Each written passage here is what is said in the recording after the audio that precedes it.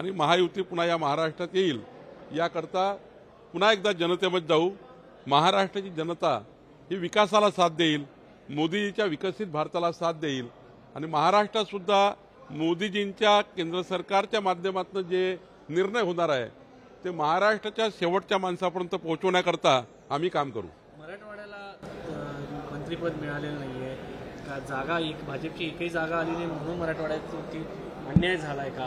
खास करून पंकजा मुंडे यांच्या बाबतीत अनेकदा ते चर्चा होती आणि कार्यकर्ते जे आहेत ते देखील वारंवार माध्यमांतून राज्यसभेवर घेऊन त्यांना पंकजाताई आमच्या नेत्या आहेत, थोड्या मताने पराभूत झाल्या आहेत।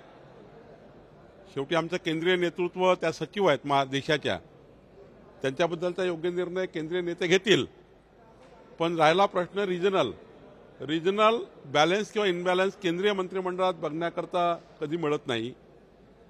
कधी कधी तर काँग्रेसच्या काळामध्ये एकही मंत्री राहायचे नाही महाराष्ट्रामध्ये। काँग्रेसचा काळ आपण बघितला, एक मंत्री किंवा दोन मंत्री असायचे, आता तर 6 मंत्री मिळाले आहे। मागच्याही सरकारमध्ये मोठ्या प्रमाणावर मंत्री महाराष्ट्रामध्ये होते। उलट महाराष्ट्राला कमी जागा येऊन जास्त न्याय मोदीजींनी दिला आहे। 6 मंत्रिपद सध्या मला दिसत आहेत आणि त्यामुळे एक मोठा न्याय महाराष्ट्राला मिळाला आहे आणि खऱ्या अर्थानं महाराष्ट्र मोदींचा आभारी राहील।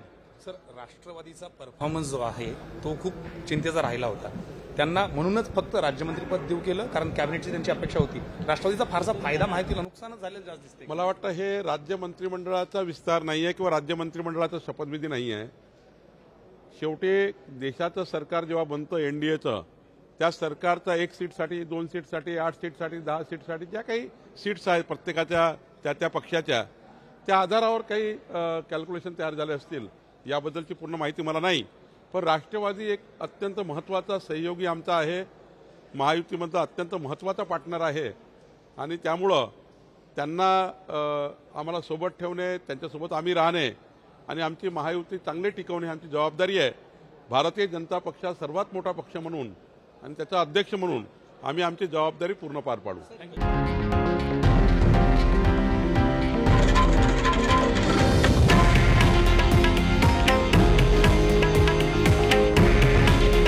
हे आहे देशातील नंबर 1 न्यूज नेटवर्क आणि आपण पाहत आहात TV9 मराठी। काळजी तुमची, हित महाराष्ट्राचं।